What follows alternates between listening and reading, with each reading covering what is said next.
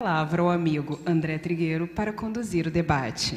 Com o tema As potências da alma, vontade, a consciência, o pensamento, o amor e a dor. Bom dia a todos. Vou começar mostrando o ponto de partida da reflexão que terá lugar na próxima hora e 10 minutos, que o Geraldo gentilmente foi buscar na livraria e fica sendo o reforço pedagógico para quem ainda não teve a oportunidade de ler, não tem mais o livro O Problema do Ser, do Destino e da Dor, de autoria de Leon Denis, que, pelo seu nível intelectual e de erudição, sensibilidade, talento para a escrita, seria, como sabemos, se houvesse qualquer problema em relação à codificação por parte de Allan Kardec, herdaria ele, Leon Denis, a hercúlea tarefa da codificação. O tema da mesa redonda foi inspirado na parte 3, As potências da alma, que traz os subtítulos A vontade, a consciência, o sentido íntimo, o livre-arbítrio, o pensamento, a disciplina do pensamento e a reforma do caráter, o amor, a dor, a revelação pela dor.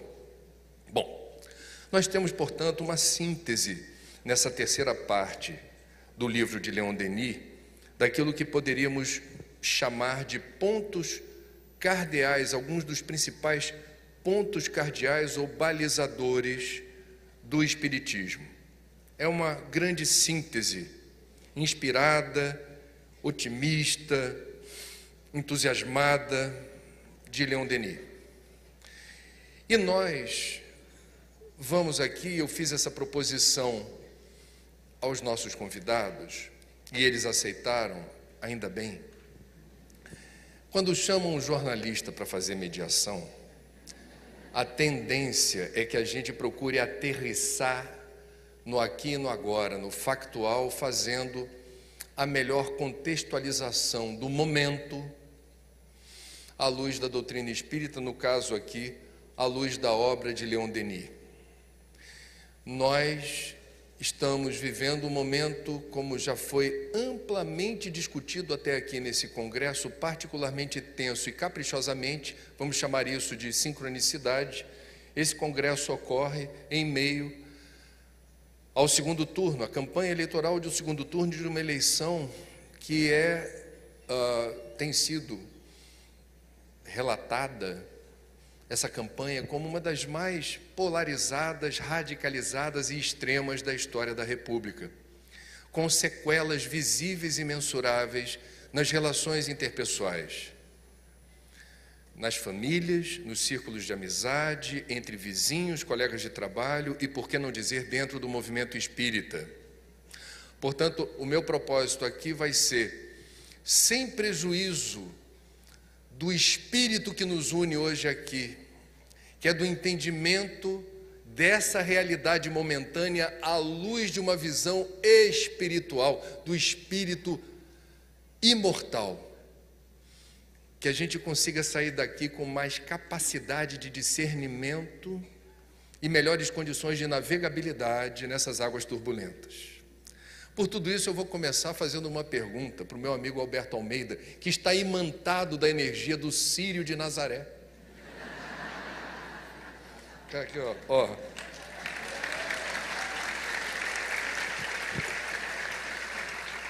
E porque o momento é tenso e tem causado muita dor pela banalização do discurso violento nas redes sociais, que é o território do raso, do rasteiro e do grosseiro, a gente vai pedir ajuda ao profissional de saúde para entender, Alberto, o seguinte: diante do que foi exposto na terceira parte do livro de Leon Denis, o que lhe parece importante ou interessante destacar para que a gente compreenda com mais discernimento e sabedoria esse momento do Brasil que atinge quem acompanha a política ou quem não acompanha, indistintamente? Todos estamos imersos numa psicosfera tóxica da intolerância, do preconceito e do ódio. O que você poderia nos dizer sobre isso, por favor? Imantado nas energias do Círio de Nazaré e alimentado pelo açaí,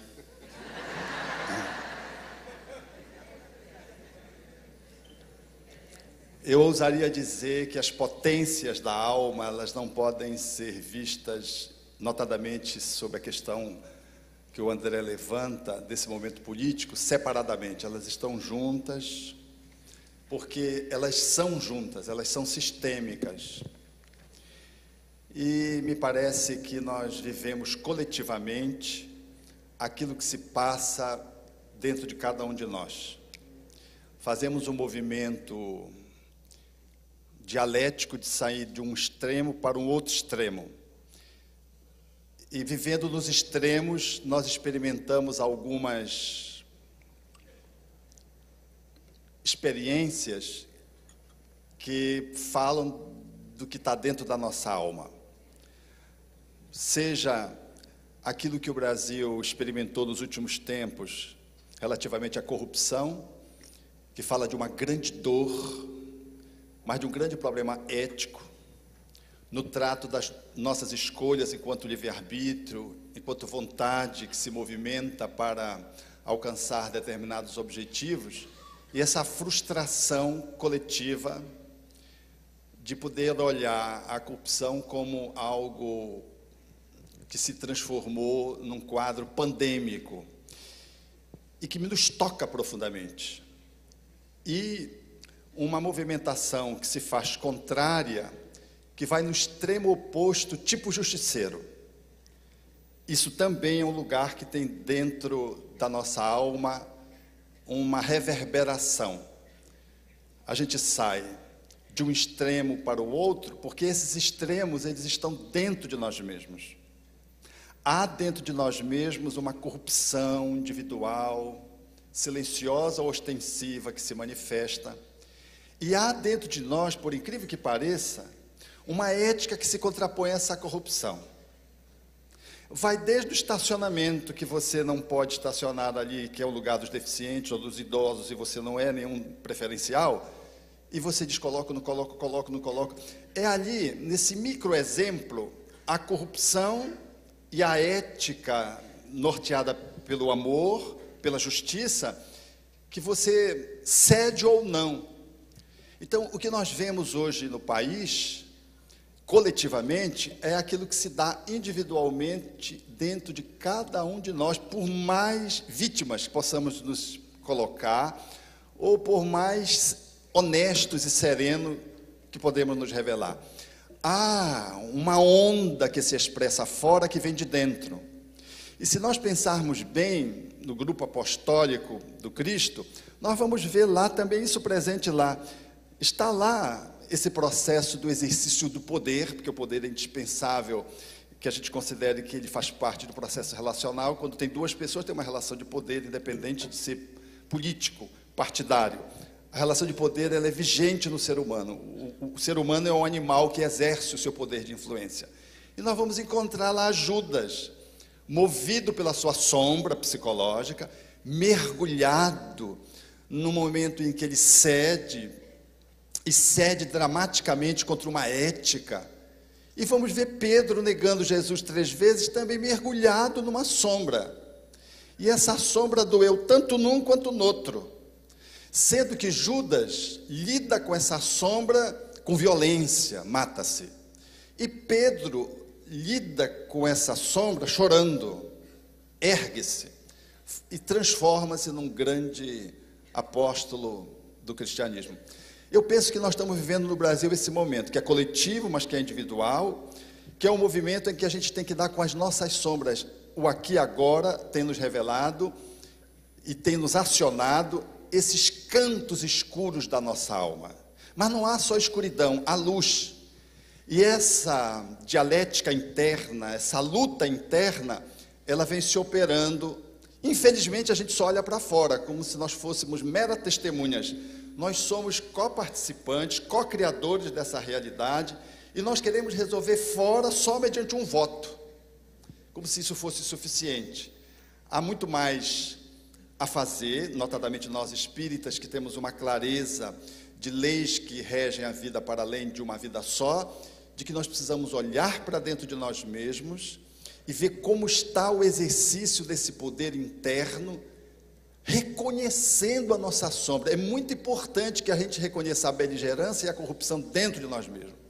E reconhecer que a gente tem um jeito de lidar com ela, que pode ser um jeito muito desengonçado, violento, atrapalhado, mas tem um jeito amoroso, tem um jeito de lidar com essa dor que é capaz de nos prospectar para um outro lugar que vai reverberar para fora e para o qual nós acenamos, visualizando o Brasil, nesse movimento transformatório que deve se operar, aonde esse processo interno de ajuste de um poder, que sai de um poder mais ditador para um poder mais amoroso, de um poder mais não submisso, mas também de um poder que se coloca de uma forma assertiva e que é capaz de poder gerar paz interna e exercício de poder com compaixão, com solidariedade, com fraternidade, e isso reverbera para fora, porque a mudança não vem de fora para dentro.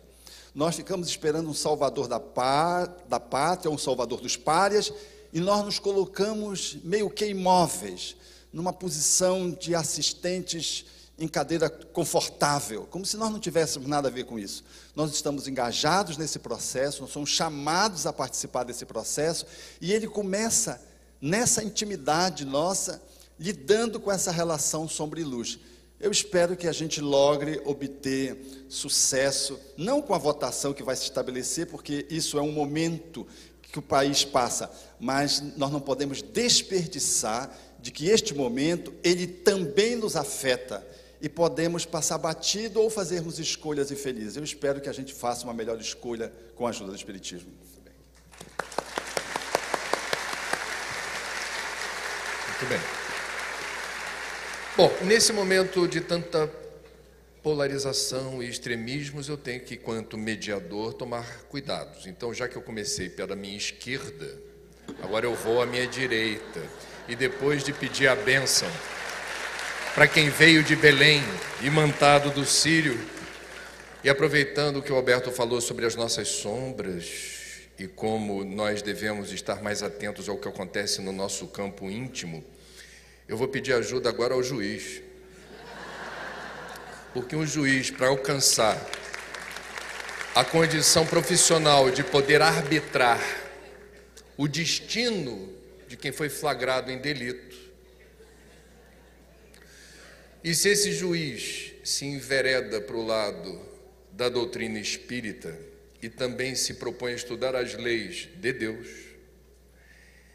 eu queria, Haroldo, te perguntar o seguinte: quais seriam os crimes, as infrações e os delitos que não aparecem no Código Penal, mas aparecem no livro da vida, e que nesse momento, por invigilância, dispersão, distração, imperícia, leniência, omissão, não os outros, nós aqui estaríamos cometendo?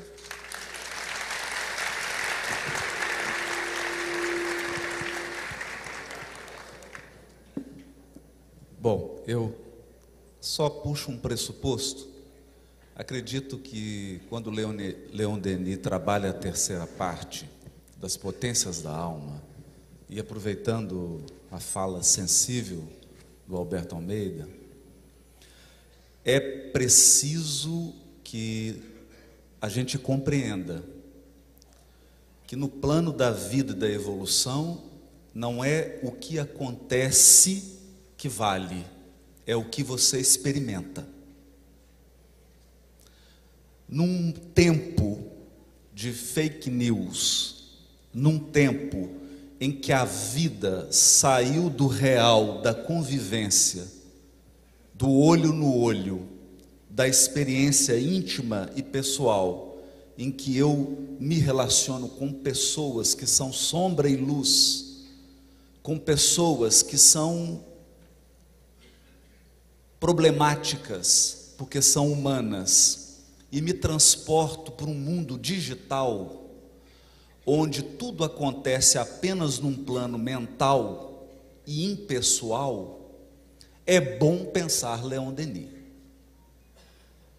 as coisas estão acontecendo na vida real ou nós estamos vivendo uma psicose apocalíptica? Essa é uma reflexão. Porque as potências da alma dizem como você lê o mundo. Qual é o seu mapa mental? Qual é sua lente? Não só o que acontece, como você lida e que emoções você retira do que acontece. Isso é um fato interessante. Segundo, já caminhando para a pergunta, para ser rápido, eu, particularmente, nas minhas reflexões íntimas, que não quero impor, mas compartilhar, acredito que nós espíritas temos agora uma oportunidade abençoada de sair do evangelho Nutella para o evangelho raiz. Vou dizer por quê. Quando Jesus iniciou o seu ministério público, e esse ponto, infelizmente, durante décadas, nós não conseguimos retirar isso, porque ficamos num plano filosófico, num plano sensível e artístico, que é importante, que deve ser trabalhado, que deve ser valorizado, mas nos esquecemos que quando Jesus saiu a pregar, vivia-se um momento da maior turbulência político-histórica do mundo hebreu. Pouco tempo depois, no ano 70, Jerusalém seria destruída por Tito, em função de uma insurreição. Então o momento era esse. O momento em que Jesus falava era um momento de polarização política. Ou você era revolucionário, quebrava tudo, ou você era essênio, escondia numa caverna, ia fazer jejum e orar. E qual foi a postura de Jesus? Qual foi a postura de Jesus quando trouxeram uma mulher para ser apedrejada? Era um momento político. Moisés manda apedrejar, bala, não tinha bala, né? Senão seria bala na cabeça. E aí? Você faz o quê? No momento em que Simão tira a espada e corta a orelha do soldado, fala, prendeu o nosso líder, agora é guerra. Você faz o quê? Então agora nós estamos penetrando na essência do evangelho prático, na essência do evangelho vivido, porque eu vejo um Brasil inflamado de ideal, mas você estaria disposto a ir para a cruz pelos ideais que você tem? Porque Emmanuel tem essa frase extraordinária, o Cristo combateu o mal com tamanha intensidade, que preferiu ir para a cruz do que praticar o mal. Então essa é uma reflexão profunda, muito profunda.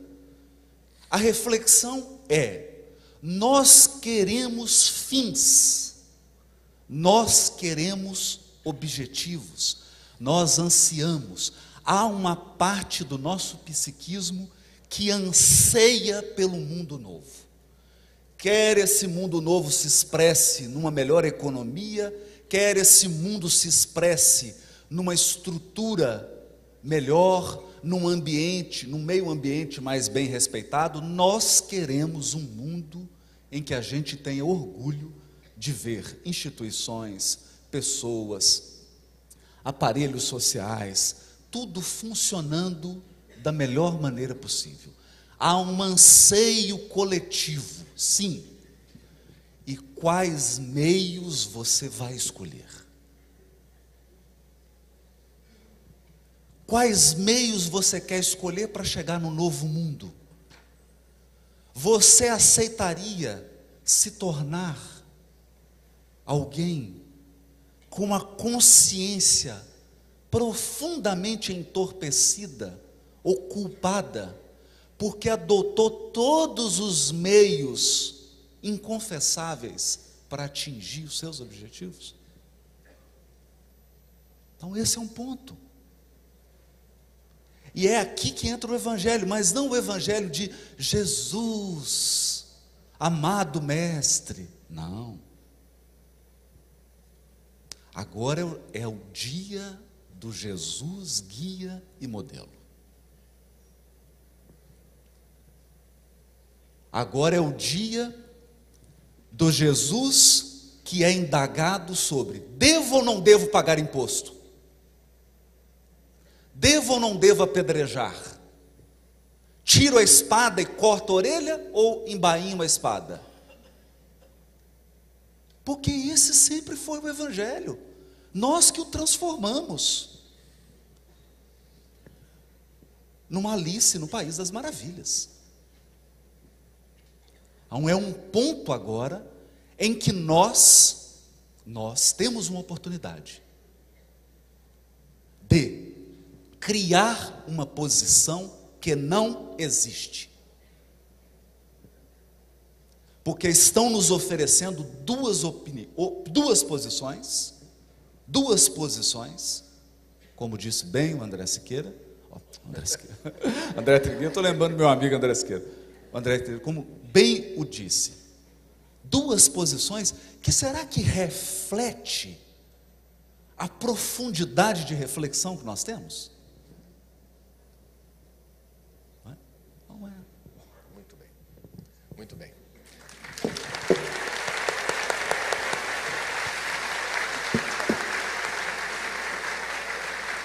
Mantendo o fluxo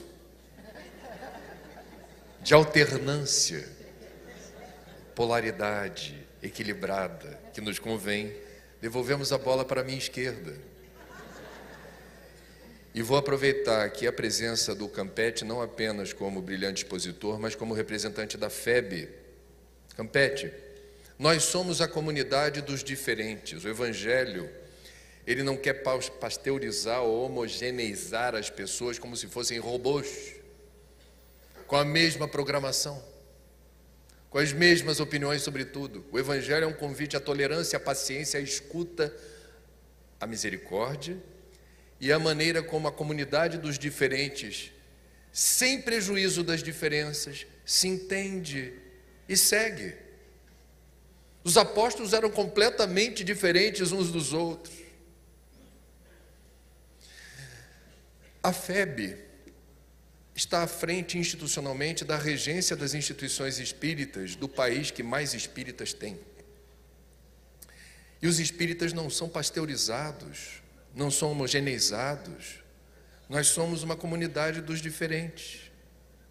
Entretanto, a FEB tem sido cobrada para assumir uma posição diante da disputa eleitoral. Eu queria, por favor, ouvir você sobre isso. Pode chegar que direita e esquerda precisam ficar juntos. Ficar mais perto aqui da imantação do juiz, da educadora, do mediador. Queria agradecer essa oportunidade que nós temos nesse debate de tratarmos desses assuntos. Melhorou? Ok? Tratarmos desses assuntos que são tão importantes, atuais, e a gente se vê numa situação assim muito curiosa, porque o momento do testemunho é o momento em que a gente é convidado e, no nosso caso aqui, convocado. Não tem como fugir. É o momento do enfrentamento. A prova vem para a gente ser testado de fato. Quando se fala em potência da alma, como o Leon Denis nos coloca, anímica é coisa interna, vem de dentro para fora. A primeira potência que ele coloca é a vontade. É preciso ter vontade, é preciso querer, é preciso desejar. E Albert Einstein diz que nada acontece até que algo se mova. E a gente fica pensando, nós vamos nos mover, mas para que lado a gente vai se mover? Ora, não seria melhor a gente se mover em direção a Deus? Nem para um lado, nem para o outro? Porque a dicotomia quem cria somos nós. O maniqueísmo entre o bem e o mal é uma realidade temporária nossa, porque o bem é eterno, o mal é que é impermanente. O mal é criado por nós, o bem é criado por Deus. Então nós ficamos diante de uma situação, como nos posicionar? Leon Denis fala de uma outra potência da alma, que é o livre-arbítrio, que é um dos princípios fundamentais da doutrina espírita.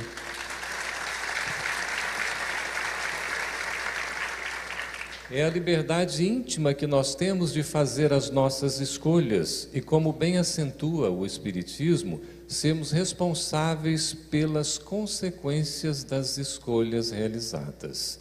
Nós não podemos transferir isso. É pessoal, é intransferível, é de cada um de nós. Quando nós tivermos uma instituição, como a Federação Espírita Brasileira, como uma federativa estadual, como um centro espírita, se posicionando para um partido A ou B, para o apoio de um candidato ou outro institucionalmente, nós vamos precisar rever as nossas posições, os nossos sentimentos e a nossa postura. Porque jamais poderemos tirar a liberdade individual de cada um fazer a sua própria escolha, e nisso está o respeito à diversidade. Seremos sim aqueles que vamos trabalhar a alteridade, o respeito ao outro, porque o próprio Allan Kardec, que nós precisamos evocar, não só nos nossos estudos e reflexões, mas nos nossos sentimentos e ações, principalmente, na postura, na vivência, teve o bom senso, discernimento de dizer que não é fora da igreja a salvação, e nem fora da verdade a salvação, porque embora a verdade seja absoluta, o nosso entendimento da verdade é relativo. Imagina a confusão para brigar em torno da verdade. E nem fora do espiritismo a salvação. Kardec teve o bom senso de dizer que fora da não há salvação. Fora da prática do bem não há felicidade. Portanto, meus irmãos, a Federação Espírita Brasileira, como qualquer outra instituição espírita que está seguindo os princípios espiritistas, não vai tomar um partido por A ou B.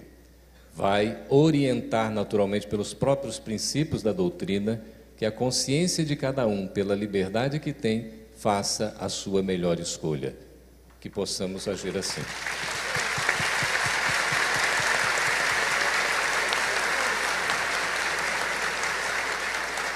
Voltando para o lado de cá,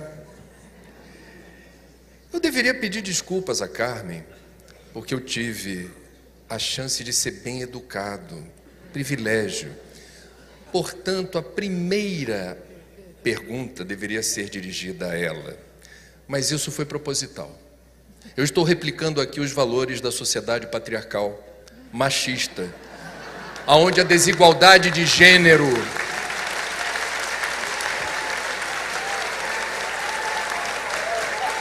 está claramente configurada. Vide o segundo turno das eleições nesse estado, vide o segundo turno das eleições presidenciais. Opa! Vide a representação das mulheres nos diferentes níveis do parlamento. E curiosamente, não sei se essa pesquisa já foi feita, mas me parece que no movimento espírita as mulheres são maioria. Então temos aqui, Carmen, por favor, inspirado também em Leon Denis,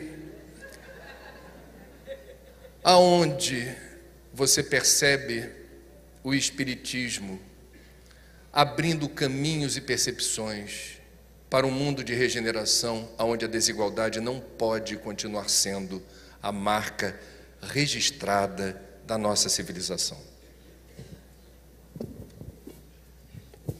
Bom dia, amigos, companheiros de caminhada. O meu agradecimento é profundo à Federação Espírita Brasileira, porque está compondo aqui conosco, mas em especial ao CERJ. Usando Allan Kardec, o nosso codificador, nós vamos ver que todos somos espíritos e que, na realidade, não deveríamos nos portar como sexuados, de preferência masculina ou feminina.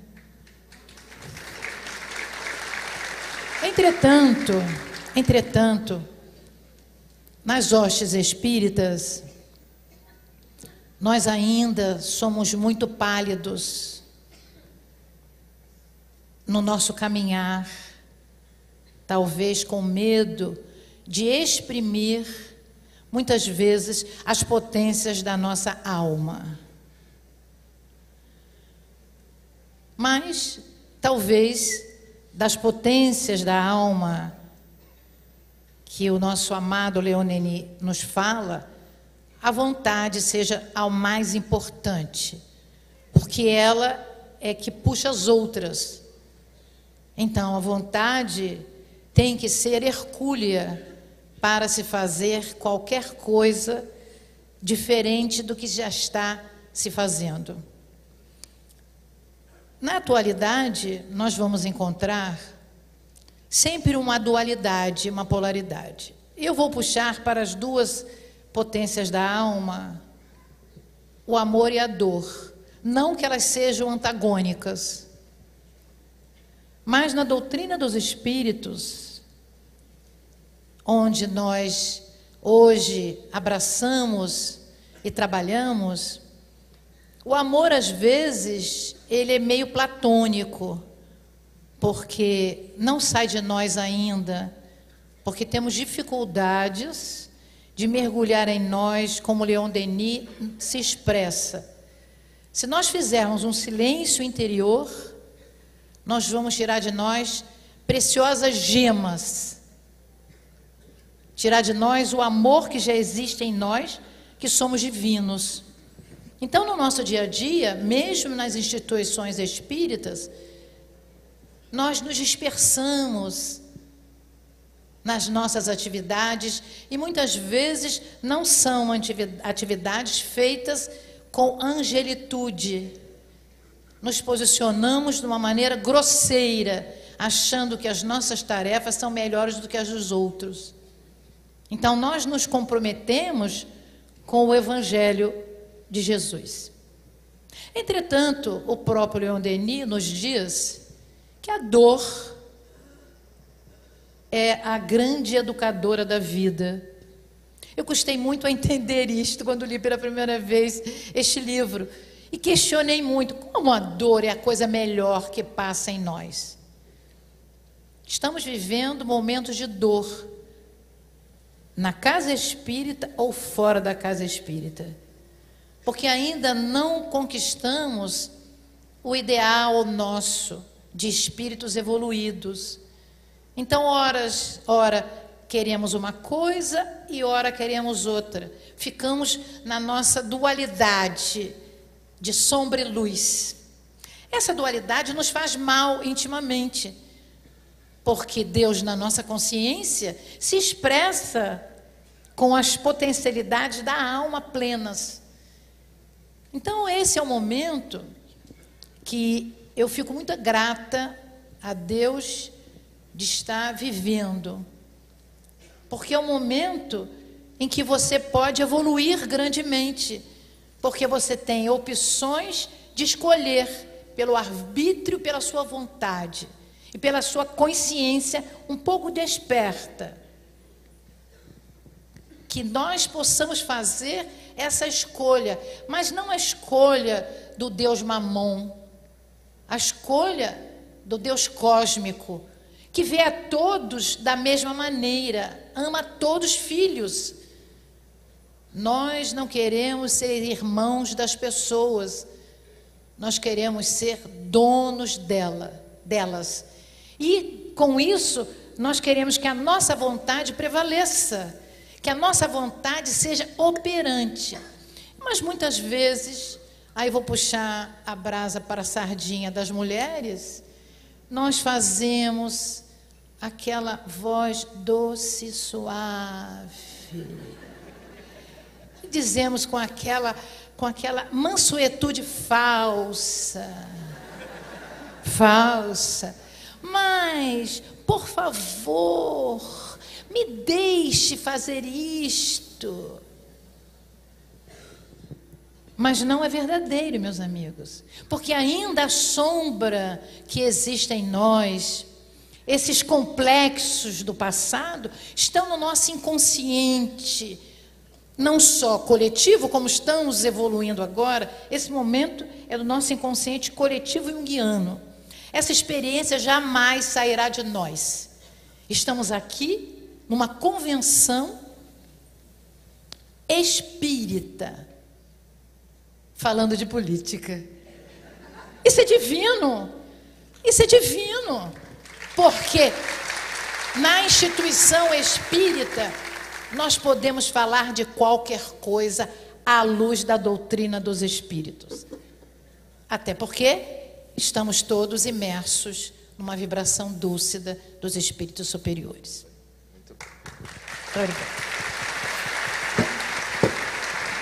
Alberto, não sei se você acompanhou na campanha eleitoral, um candidato aqui do Rio de Janeiro se popularizou com um bordão muito firme, muito forte, que era glória a Deus. E teve mais votos que a Marina, que o Henrique Meirelles. E folclórico, em certa medida. Não é propriamente evidente que não é um problema um candidato professar sua fé. Nenhum problema. Não é nenhum problema as pessoas de público, independentemente da sua profissão, professarem a sua fé.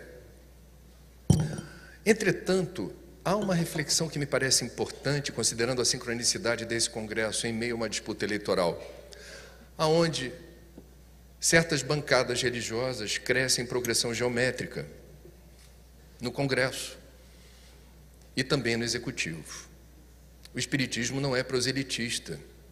E eu queria, Alberto, que você relembrasse para a gente a diferença entre religião e espiritualidade e qual é a sua leitura desse momento em que nós vemos uma defesa, por vezes muito veemente e apaixonada, de certas denominações cristãs, em fazerem do Brasil não um Estado laico, mas um Estado cristão à moda dessas denominações.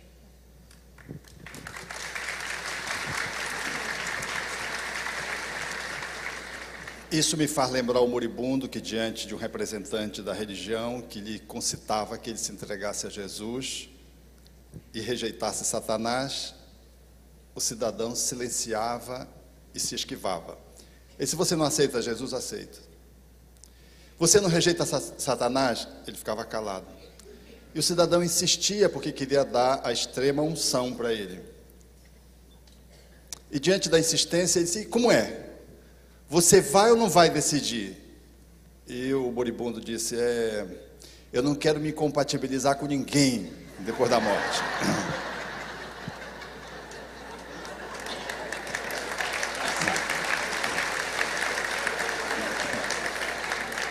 Então tem de tudo. Tem aqueles que querem serem salvos e guiados e servem de manada, massa de manobra, e são usados e abusados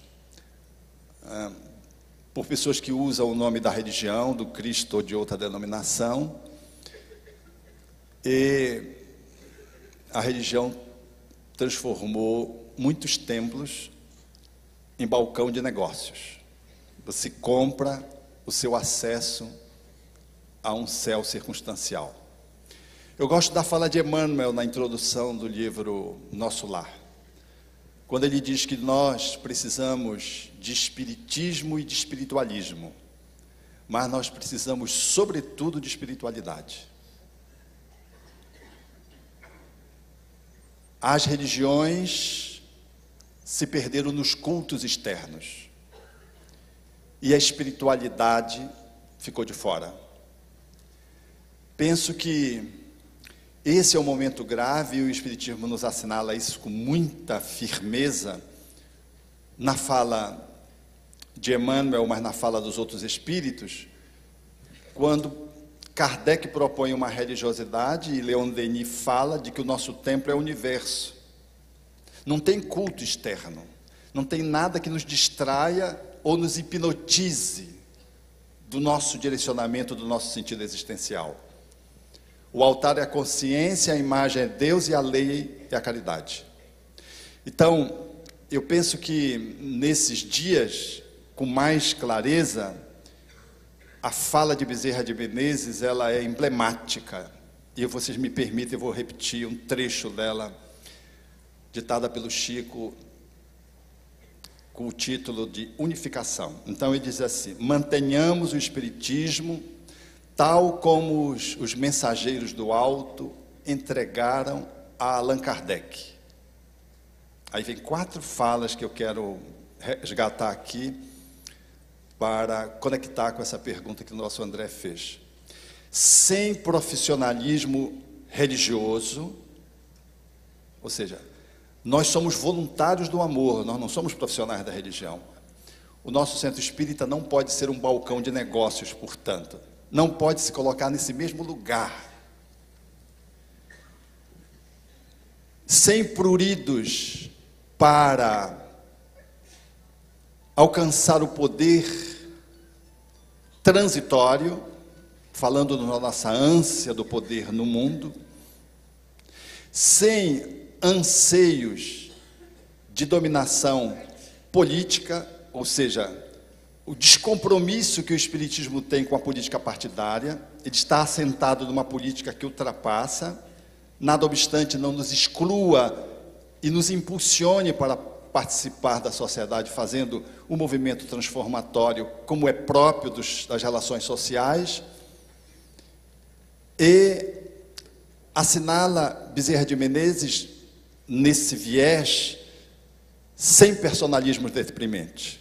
Então, olha, é tudo poder, sem profissionalismo religioso, sem exercício político, inclinação para a política, sem anseios de prurido a buscar poderes dentro do nosso sistema social, no exercício de poder, nos movimentos laicos, e sem pruridos que nos remetam ao personalismo que nos coloca numa posição de estreitamento dentro da sociedade. Então, eu acho que é esse olhar que o Espiritismo nos assinala, dando-nos o cuidado para ver que o Estado, ele deve ser laico. Kardec diz em A Gênese que as religiões, elas ficaram a serviço da dominação. E se nós observarmos, as religiões ou os cultos religiosos, eles, em se desviando da espiritualidade, ficaram ao exercício do poder, notadamente quando fizeram aliança política. O Estado é laico, e qualquer pretensão de trazê-lo novamente para uma perspectiva religiosa nos inclina para a repetição de erros que nós reencarnatoriamente já conhecemos. Penso, portanto, que no estado de liberdade em que nós nos encontramos, precisamos estar muito atentos, porque há religiosos que são muito mais pérfidos do que materialistas, que são solidários e humanistas.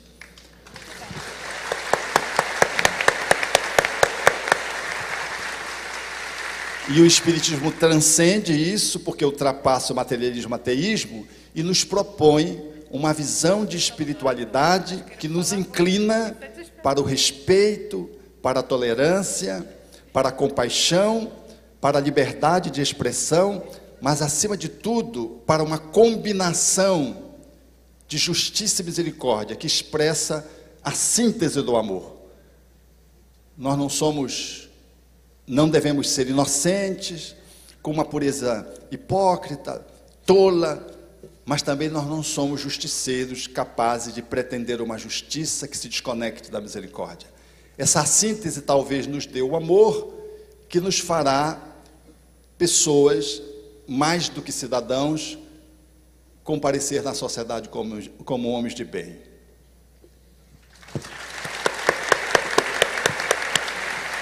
Bom, o Haroldo falou do Evangelho Nutella. Nós temos aqui no embalo do que o Alberto compartilhou com a gente, uma visão que eu não sei se é prevalente, mas ela está presente no movimento espírita, que alguns chamam de igrejificação do espiritismo, que é o entendimento do espiritismo como religião, ponto.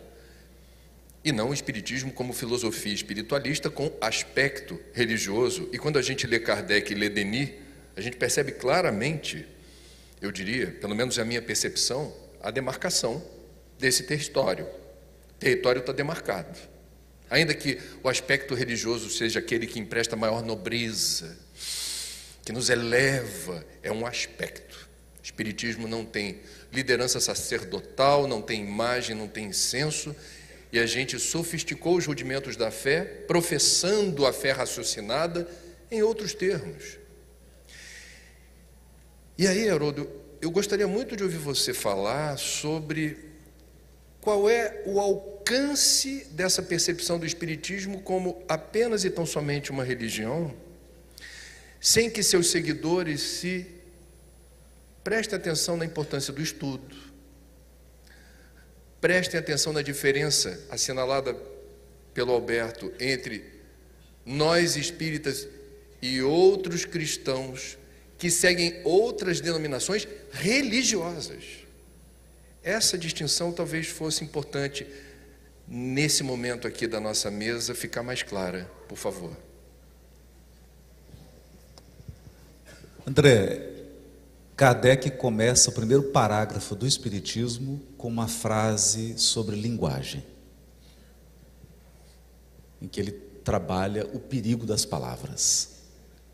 Então ele diz assim: a palavra espiritualismo, para evitar seus equívocos, né? A palavra religião é um balde gigantesco que cabe de tudo, você pode jogar tudo que você quiser lá. Então, quando alguém fala assim, o espiritismo é uma religião, eu falo assim, o que você acha que é religião? Qual que é o seu entendimento de religião? E, particularmente, eu tenho me encaminhado as minhas reflexões para um seguinte ponto: nós somos ou não somos espíritos com mais de 1000 encarnações, no mínimo, desse planeta? Somos. Então, nós já tivemos lá abraçado com Gengis Khan, nós já tivemos na Inquisição, mas corta a cabeça, já tivemos lá em Noite de São Bartolomeu. Então, se eu mergulhar no seu psiquismo, no do Geraldo, na nossa querida, no meu, no seu, nós vamos ver uma multiplicidade de experiências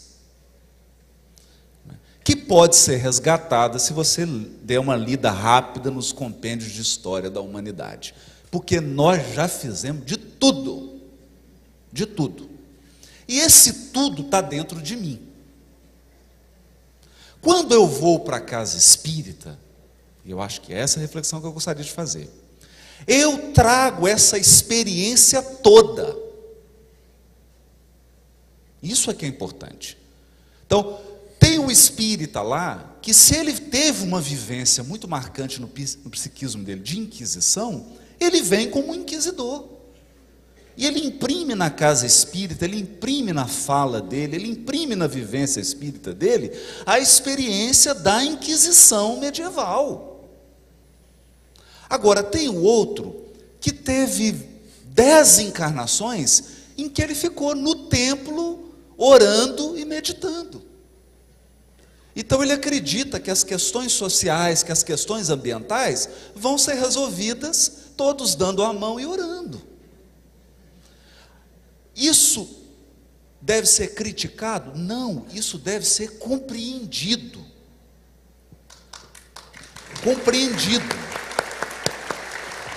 E nós precisamos também perceber, isso está na escala espírita, que os espíritos do último nível da escala não são os que negam os valores do início da escala, porque Deus é uno. Os espíritos superiores são aqueles que integraram. Então o espírito superior, ele é capaz de meditar e orar, mas ele é capaz de agir. O espírito superior, ele é capaz de ser amoroso, mas ele é preocupado com o meio ambiente. O espírito superior, ele se entrega à arte, à imaginação, mas ele também sabe se comportar ao dirigir seu veículo, porque ele é integral, ele integrou as experiências todas. Então vamos lá. O espiritismo é para espíritos. Ele abre um novo tempo, um novo estágio da consciência individual e da consciência coletiva. Mas nós somos seres que têm história. Então, história. Então, eu não gosto de ficar com essas etiquetinhas. Ah, é religião, não é religião. Eu não sei o que você chama de religião. Eu sei de uma coisa. Isso é fato. Abre o capítulo 3 do livro A Gênese, que é o livro que está sendo homenageado. E é um capítulo em Kardec que propõe um novo estágio de comunhão da consciência com Deus. Primeiro, porque ele apresenta um Deus que não é corpóreo. Segundo, porque ele apresenta um Deus que não é material. Terceiro, porque ele apresenta um Deus que se manifesta num fluido cósmico, no qual toda a criação está mergulhada. Então essa é uma nova visão de Deus. Portanto, quando eu entro no meu gabinete e chega um processo, eu não separo. Eu não sou espírita porque estou aqui fazendo a palestra e deixo de ser espírita, ou desplugo a minha conexão com Deus quando eu estou trabalhando. Então, quando eu estou trabalhando e o advogado entra, ou advogada, eu trato segundo os princípios que eu aprendi, que é o princípio da compaixão, do respeito à dignidade. Então eu trato com respeito, pois não, e vamos conversar, e dou minhas posições respeitosamente, e conduzo com disciplina, com dedicação, tento fazer o meu melhor, dentro do estágio evolutivo que eu estou.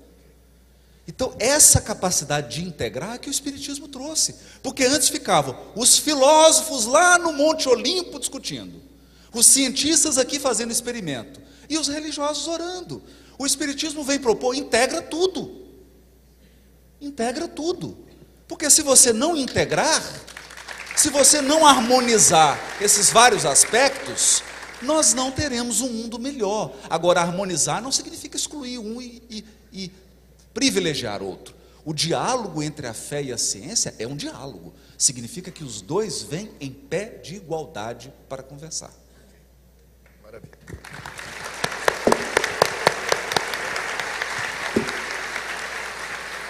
Campete, temos uma questão agora que eu acho importante trazer para o debate, que é a dos jovens.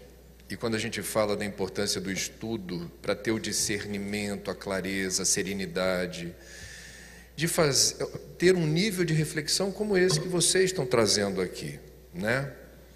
Quem se habilita para participar de um debate num congresso desse nível, para sentar nesse palco, não chegou aqui sem o consumo de precioso tempo e energia no estudo, na pesquisa,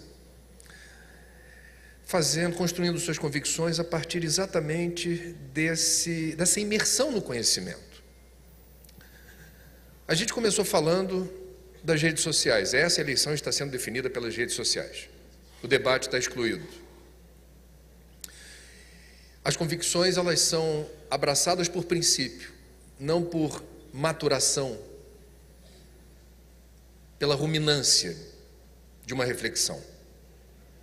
Então, quando a gente fala do desenvolvimento espiritual da humanidade, e quando a gente fala da missão dos espíritas no Brasil, nós estamos de passagem e há uma discussão sobre como trazer para a garotada a informação espírita.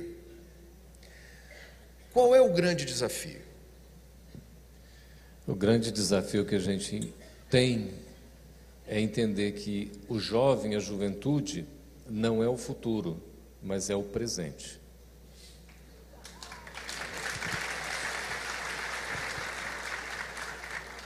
Quantos jovens nós temos aqui presentes? Vamos lá, menos de 25 anos. Levanta a mão aí, menos de 25. Tá bom. Tá bom, tá bom. Isso para nós é uma reflexão, porque nós acreditamos muito no jovem. Já estivemos, né, Haroldo, um pouquinho mais jovens, né, Humberto? Mas continuamos jovens, na vontade dessa potência anímica de fazer as coisas.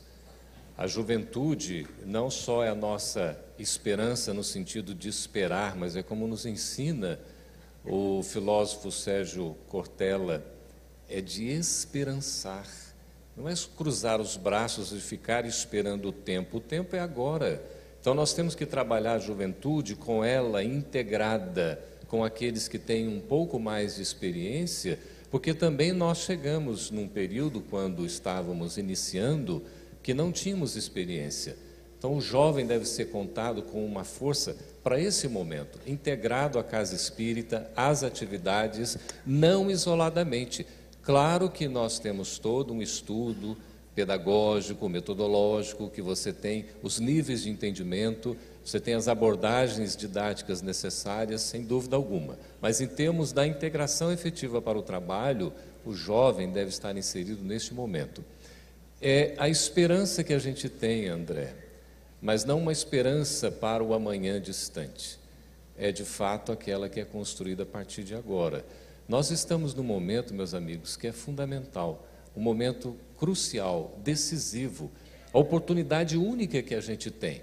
Porque a gente diz, nós estamos vivendo os momentos mais assim difíceis da nossa vida, da nossa existência. Sim, por quê? Porque nós estamos enfrentando esse momento agora. E esse momento ele é decisivo, a gente precisa tomar a decisão. Que passo nós vamos dar? Leon Denis fala, no livro que se associa ao problema do ser destino da dor, quando ele fala da potência do amor, o amor é o início e o fim de tudo. O jovem deseja amar. O jovem é uma força expressiva que quer se manifestar e precisa de direcionamento. Ouvimos com a nossa educadora psicóloga exatamente a colocação de que a criança está sendo bombardeada, André, por informações. Hoje nós vivemos uma síndrome chamada SEI, Síndrome do Excesso de Informação. Mas como nos afirma também Jack Welch, o maior paradoxo da atualidade é que nós vivemos inundados de informação e sedentos de conhecimento.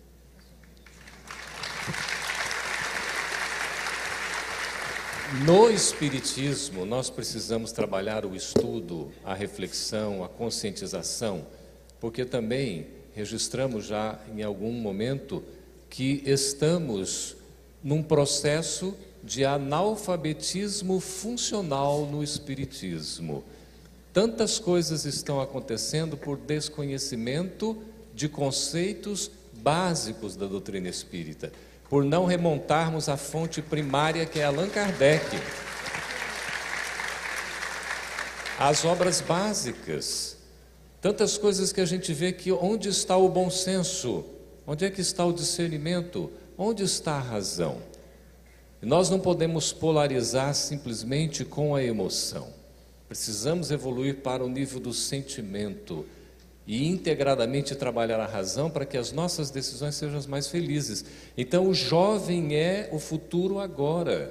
O nosso Brasil é sim o coração do mundo, a pátria do Evangelho, num projeto maravilhoso da espiritualidade, que como já nos compartilhou brilhantemente Haroldo numa resposta, e que o André até colocou 7-1, você se lembra disso, André? Ele fez uma pergunta brilhante e a resposta do Haroldo foi brilhante no sentido de que todo o nosso histórico já denota sermos o coração do mundo, a pátria do Evangelho.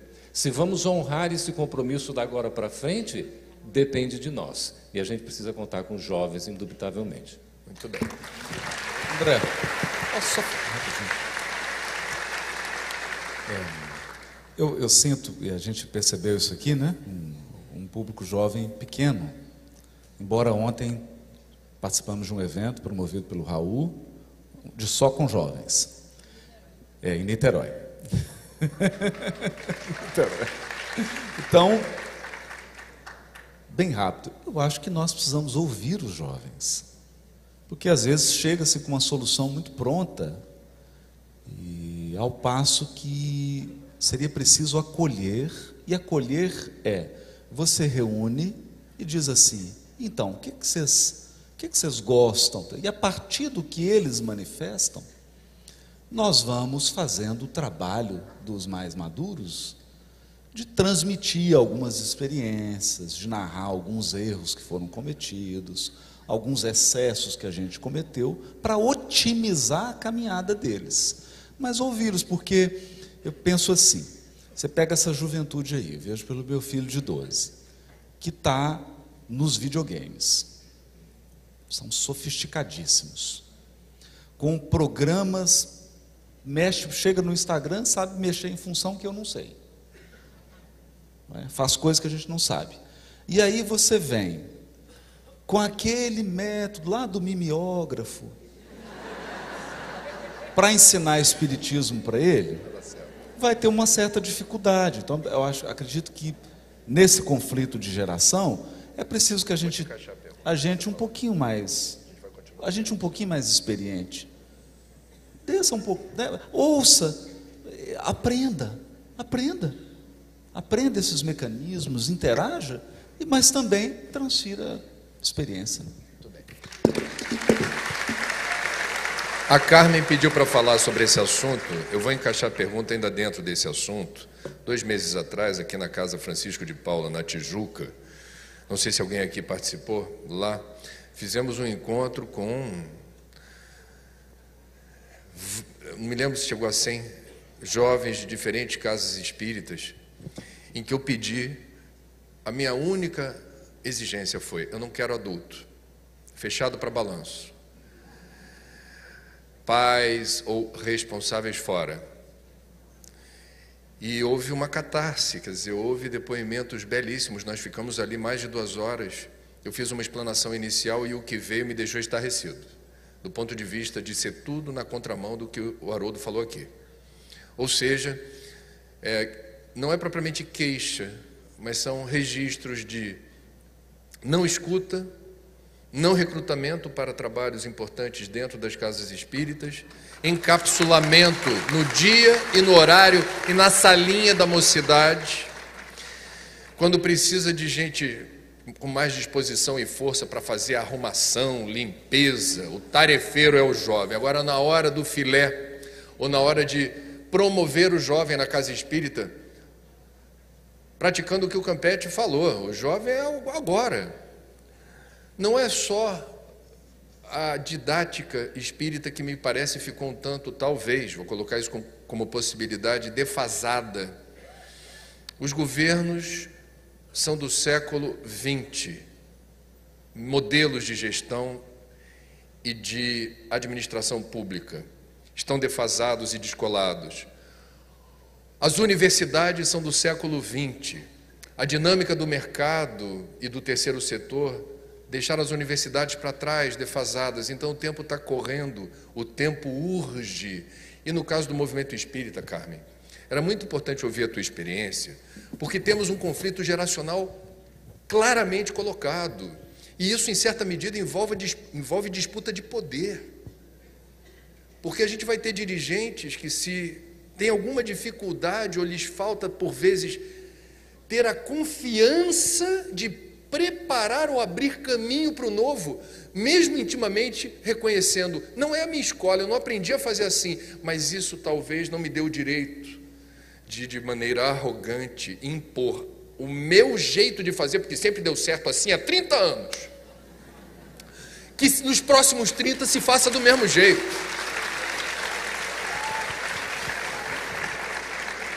Obrigada, André, por permitir que eu dê a minha contribuição. E, completando a fala do Haroldo, é que a defasagem não é na casa espírita, a defasagem em todos os setores educativos. Em todos os níveis, no Brasil, pelo menos, nós temos os ensinos arcaicos. E na escola socrática, nas universidades, então é muito pior, porque são jovens que viajaram fizeram intercâmbio nos outros países e quando voltam para as salas de aula, não é mais cuspidis, mas é lousa. Então você tem toda a web, mas a web não é usada. Então existe uma defasagem educativa. Mas contribuindo com a sua pergunta, eu lembro muito do nosso querido Allan Kardec, que se utilizou dos jovens médiuns, para codificar a doutrina dos espíritos. Nas casas espíritas, de uma maneira geral, nós achamos que aquele jovem é jovem, mas sem conhecimento nenhum. Nós esquecemos que ele é um espírito milenar. Ele traz no bojo perispiritual as lembranças, os conhecimentos. O que precisa é ele ter oportunidade de experienciar e aquele que nesta oportunidade reencarnatória já evoluiu, passar o bastão trocando ideias. Existe uma troca, não existe uma demarcação. Você é jovem, você é adulto e você é idoso. Nós estamos todos no mesmo barco que Jesus coordena. Então, na casa espírita, não existe, na realidade, espaço para o jovem, porque o jovem vai fazer palestra. O que será que ele vai dizer hoje? Hoje, é verdade. Você deve ter passado por isto. Foi ontem, né, que você passou por isso. É verdade. Então, aquele jovem que vai fazer uma prece, fica todo mundo assim. O que será que ele vai falar? Quer dizer, ele faz os ciclos da evangelização e aí ele vai para a universidade. E aí os pais acreditam que ele tem que ser um grande médico, um grande sociólogo, um grande advogado, e diz, não, meu filho está sem tempo para ir para a casa espírita. Então a juventude ficou com um tempo, como o André falou, para ele, não se mistura. Tem o guetozinho, no sentido positivo, do jovem. Então na palestra pública, você não vê jovem. Você vê o jovem no trabalho dele, no sábado, no domingo. Então é preciso que a gente entenda que o jovem, ele tem que se explicar, ele tem que dizer das suas convicções, mas também do que ele precisa e gostaria de fazer. Porque como o Trigueiro falou, na hora de botar tenda e tirar tenda para os trabalhos, vamos chamar a força jovem. E na hora que você tem um seminário para fazer, ou uma boa palestra, aquele jovem ele só assiste, ele não é convidado a participar em hora nenhuma. Então eu queria terminar a minha fala e dizer, tem exceções, mas a regra é geral.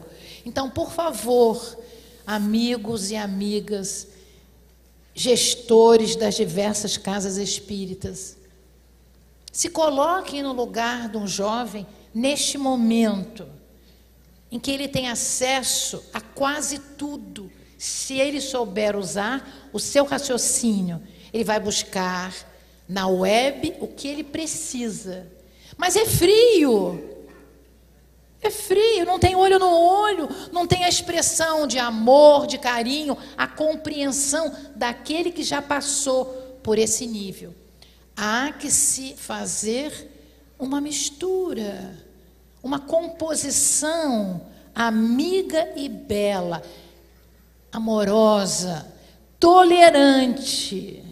O jovem errou, é pouco experiente. Você que é mais experiente, ouça o jovem. Convide-o para uma conversa fraterna e não, você errou, vou te despedir. Então, por favor, jovem, é hoje, vai ser o amanhã. Muito obrigada. Apenas rapidamente 2 tópicos sobre essa questão do jovem. Planejamento de divulgação do espiritismo em nível institucional macro, assim uma instituição maior, ou da sua casa espírita. Na hora de conversar, o que podemos fazer na área da divulgação? Se não tem ninguém com menos de 15 anos participando da reunião, não vai dar certo. Chovendo molhado. Se você quer dar um upgrade, turbinar a divulgação, chegar onde você não chega, comunicação espírita para os pares, é chovendo molhado. Paulo foi quem foi, porque se comunicou com os diferentes. Então, comunicação espírita, com muito respeito, não somos proselitistas, mas estamos aqui para dizer que a boa nova do Evangelho de Jesus, à luz do Espiritismo, traz esclarecimentos extremamente importantes e consoladores para aqueles que queiram acessá-lo. A outra questão é que nessa reunião que teve lugar na casa do Francisco de Paula, criamos um ambiente muito íntimo confessional. E teve um jovem que disse que veio da Igreja Batista e que estava impressionado como na instituição onde ele hoje está, proibiram nos números musicais atabaque e saxofone. E ele falava, na Igreja Batista não tinha disso não. Bom, deixa para lá. A gente poderia encaixar aqui mais uma pergunta, mas seria egoísmo de minha parte, considerando a proximidade do limite do tempo. E eu não quero orientar a fala final de ninguém aqui. Então, eu apenas serei o árbitro do Deus Cronos aqui, do tempo, do relógio, porque é o último dia do Congresso, vocês estão vindo dessa pegada luminosa, eu espero, benfazeja, eu espero, inspiradora, eu espero, já no 3º dia. Então vamos novamente evocando a ambiência do Sírio. Alberto, dê início às tratativas finais aqui, cada um terá aproximadamente 5 minutos, para o que você quiser falar, meu irmão. Vai na tua, na fé.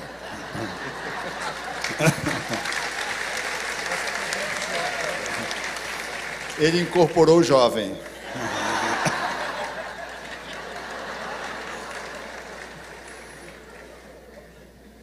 Eu, como vou falar depois, eu vou aproveitar esse tempo que você me está concedendo para falar do jovem,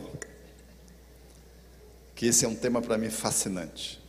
E eu vou encerrar contando um caso, porque nós não podemos esquecer que nós também estamos recepcionando não só os autistas lá do espectro autista, lá de baixo, nós estamos recebendo espíritos superiores, e é bom que a gente não atrapalhe eles.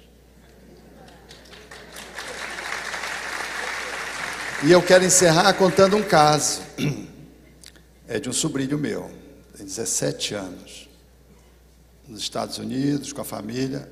De repente o meu irmão viu um relógio perdido, pegou o relógio, que é o relógio, não tinham achado e perdido, era uma praça. Aí o meu irmão disse assim, segundo o conceito cultural da nossa família, achado não é roubado, então se eu não levar, olha o argumento dele, outro vai levar. Esse meu sobrinho de 17 anos chamou a mãe assim do lado e disse assim, nós estamos numa democracia, nós somos 5, eu acho que o papai não pode decidir levar o relógio sem nos consultar. Aí disse assim, o relógio não é nosso, nós não devemos levar o relógio. A minha cunhada foi com meu irmão e disse, narrou. O meu irmão ficou envergonhado de si mesmo, botou o relógio lá, não disse nada, saiu andando. E havia um advogado dentro do grupo, que também se manteve silencioso. E os 5 foram sobre aquela lição discreta de um jovem de 17 anos. Então, para celebrar a conduta que ele tinha manifesto através do seu livre-arbítrio e da sua liberdade de expressão, ele virou-se para minha cunhada e disse assim, mãe, tu te lembra daquele dia que nós estávamos em Israel, que a tia na praça esqueceu da bolsa naquele show, e nós voltamos para o hotel. Quando chegou no hotel, ela lembrou que tinha esquecido da bolsa, e ela, quando voltou, O show já tinha acabado e a bolsa estava sobre o instrumento de som. Então, nós não estamos lidando com pessoas ignorantes, apoucadas, limitadas, impulsivas, desmemoriadas, revolucionárias no mau sentido. Nós estamos lidando com espíritos, dentre os quais tem uma turma aí que vem, que é bom que a gente aproveite eles para a gente se melhorar, porque eles vão nos educar.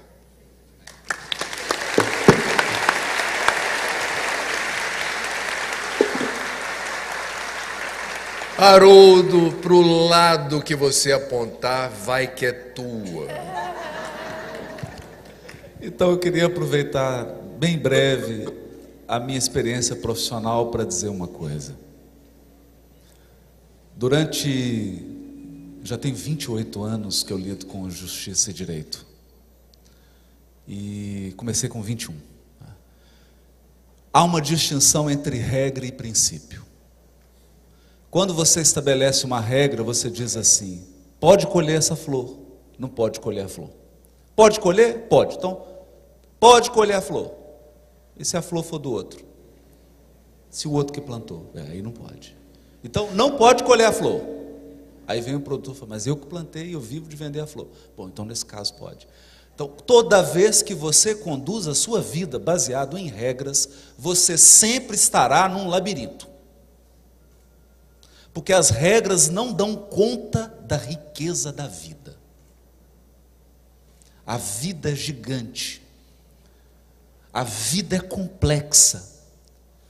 A vida é um encontro intricado de almas. Então nós precisamos desenvolver, e é natural que trabalhemos com regras. A primeira revelação começa com regras. Começa com regras porque nós precisamos ter referências. Precisamos ter referências. Você imagina Rio de Janeiro, segunda-feira, 7h30 da manhã, sem regra de trânsito. Não, pode ir. Não tem sinal amarelo, não tem vermelho, não tem verde, não tem placa, eu faço o que eu quero. Então as regras possuem sim uma função primária. Elas são como que alicerces, como estacas. Elas nos ajudam a construir, quando bem compreendidas, uma harmonia, uma paz social. Eu sei que, vou aguardar aqui, é vermelho para mim, porque é verde para o outro, né? É uma concessão que você faz. As regras são um conjunto de concessões para que a gente possa viver em paz, para que cada um tenha a sua vez. Como é aqui, o André está ali cronometrando meu tempo. Então, para que todos possam falar. Não é porque ele quer tirar a minha palavra. Mas regras, quando bem compreendidas, elas nos prestam um serviço. Acontece que você quer que a regra seja seu conselheiro ou seu carcereiro? Então, para aqueles que pretendem atingir um novo patamar de consciência, que é o estágio de consciência dos espíritos superiores, eles precisam trabalhar com princípios. E os princípios são os valores supremos que criam as regras e que mudam as regras, se for necessário. Porque os princípios são inegociáveis. Eu posso estabelecer meios, mecanismos, métodos, sistemas, didáticas, pedagogia, material. E isso pode mudar. E isso é bom que mude todo ano, de 5 em 5 anos. Mas princípios são eternos.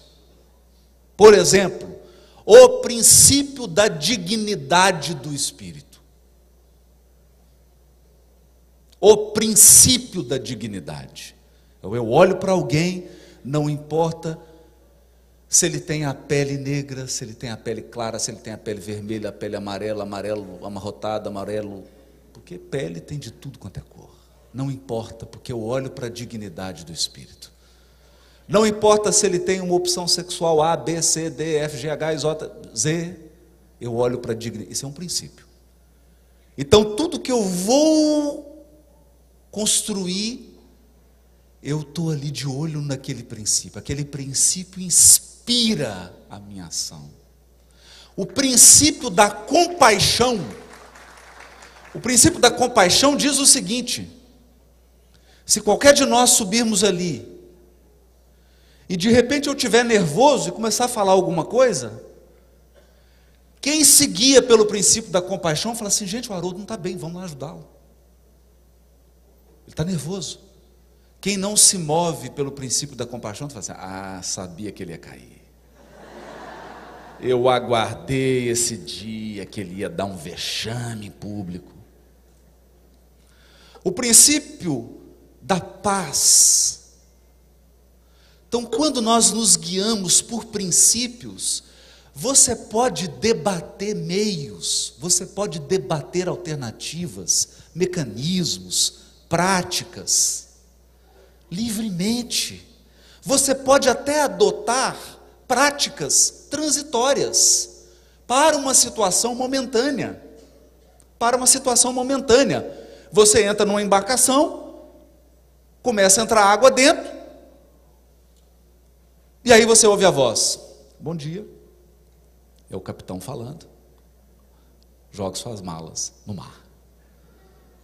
Você fala: meu Deus, mas que embarcação é essa? Não é? Então você pode momentaneamente adotar medidas, mas por quê? Porque você tem a bússola dos valores inegociáveis. Eu quero então finalizar dizendo: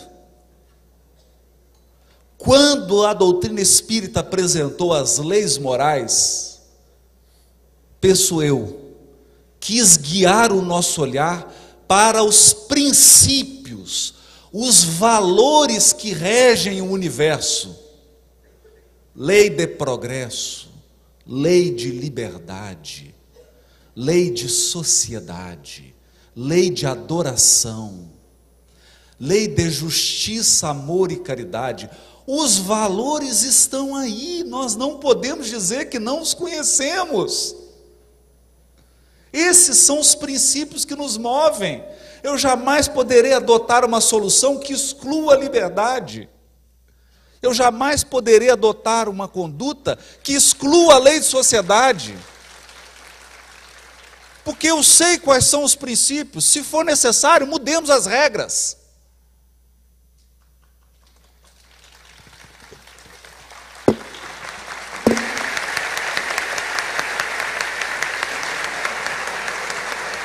Campete, compartilhe os fluidos da terra de Dom Bosco conosco. Ele está inspirado, feito a mediunidade dos santos, né? Emmanuel diz para a gente que só pelo fato de nós termos o outro diante de nós, nós temos uma dívida de gratidão para com ele. Então, muito obrigado a todos vocês. Eu queria aqui fazer uma breve homenagem a Richard Simonetti.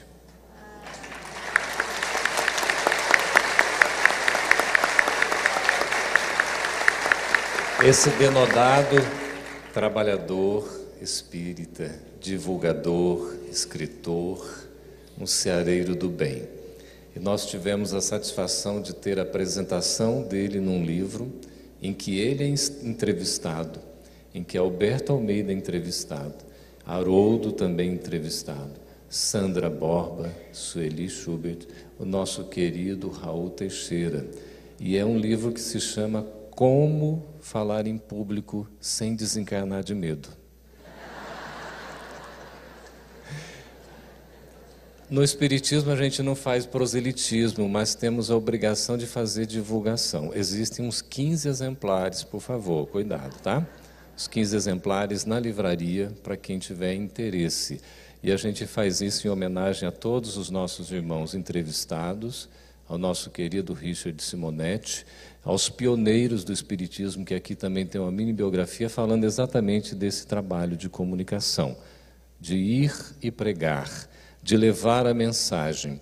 E rememorando finalmente um trecho do Sermão do Monte, que começa com as bem-aventuranças registrados por Mateus no seu capítulo 5, logo no início ele diz assim: Jesus, vendo a multidão, subiu ao monte e, olhando o povo, abriu a sua boca, os ensinando, dizendo: bem-aventurados os pobres em espírito, porque deles é o reino dos céus.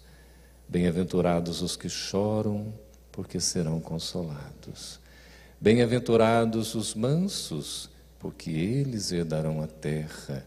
Bem-aventurados os que têm sede e fome de justiça, porque serão saciados.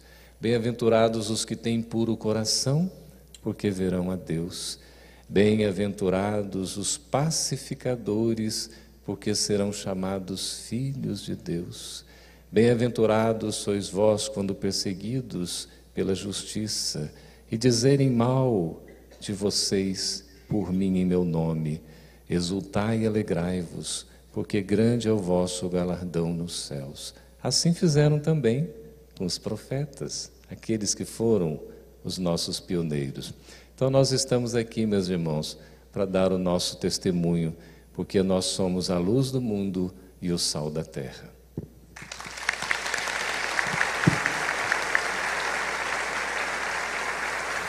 Carmen, veja você, não importa se todos os homens falaram na sua frente, a última palavra será de uma mulher.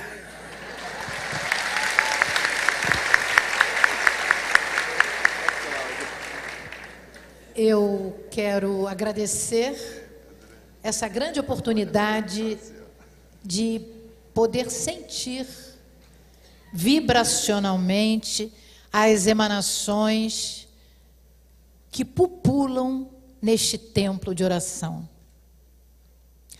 Mas quero buscar, desculpe, Haroldo, o apóstolo Paulo, e dizer que as suas belas epístolas ou cartas me impressionam sempre. Mas a primeira epístola aos Coríntios, ela me impressiona sobremaneira, porque, resumindo o que ele diz, é que se ele falasse a língua dos homens, ou até a língua dos anjos, sem amor, nada valeria. E que, em alguns casos, seria muito bom se calar. Então eu queria dizer, como falei ontem, que o poder da palavra é ilimitado. Mas tem que vir este poder constituído de virtudes: mansuetude, brandura, benevolência, até caridade. Mas que muitas vezes ainda não sabemos buscá-las dentro de nós, porque elas estão em latência. Ainda não tivemos oportunidade de experienciá-las. Mas acredito que nesse evento nós fomos sobejamente envoltos em vibrações superiores.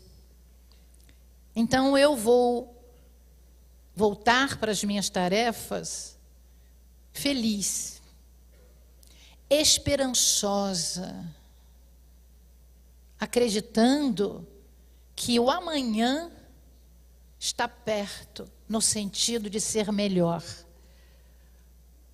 A cidade, o nosso estado do Rio de Janeiro, precisava de um evento como este, em que as nossas mentes, acalmadas pelo Evangelho de Jesus, à luz do Consolador, pudesse, na nossa alma, mexer, abrandar e centuplicar as poucas, mas profundas virtudes que já possuímos.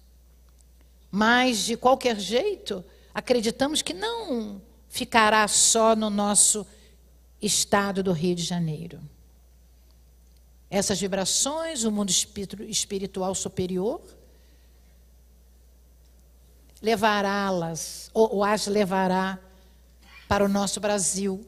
Todo o Brasil essa dicotomia, tudo isso que nós falamos, acontece na pátria do Evangelho, que já começou. E nós participamos dela nas reencarnações pretéritas, nesta e nas futuras. Assim esperamos que o nosso comportamento seja ilibado para continuarmos reencarnando neste planeta de luz. E que Jesus, o Cristo de Deus, possa buscar em nós o que nós temos de melhor. Somos o sal da terra, mas somos a luz do mundo. Pequena ainda, mas ela poderá não só iluminar os nossos passos, mas iluminar o micro e o macrocosmos, porque o pensamento é divino e pode ultrapassar as barreiras invisíveis